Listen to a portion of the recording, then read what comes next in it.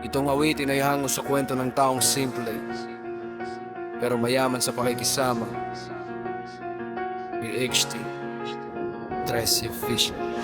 Hey, perhimik lang ako, pero di mo kayang balewalain.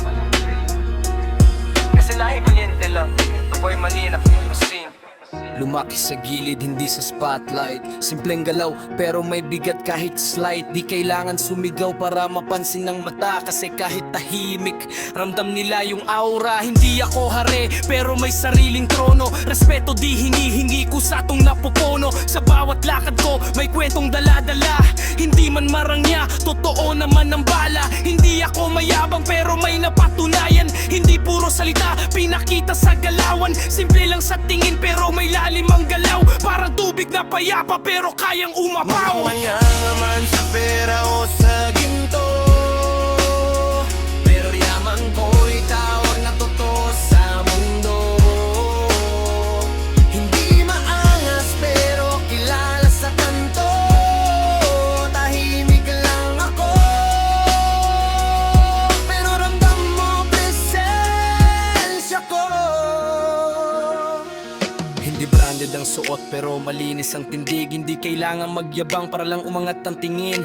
Kilalang pangalan, kahit walang ingay, kasi gawa ang puhunan. Hindi puro sablay, pakikisama ang yaman. Hindi kayang nakawin sa hirap o ginhawa. Marunong akong saluhin, hindi ako perpekto. May mali rin sa daan, pero bawat pagkadapa ginawa kong hagdan. Hindi ako astig sa salita, pero solid sa gawa. Mas pinipili kong tahimik kaysa puro dada. Kilala na karamihan, pero di ko pinagyayabang, kasi ang tunay na bigat ko sa nilang nararamdaman. Mayaman sa pera o sa ginto,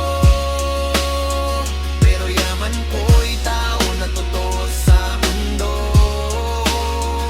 Hindi maangas pero kilala sa kanto, tahimik lang ako,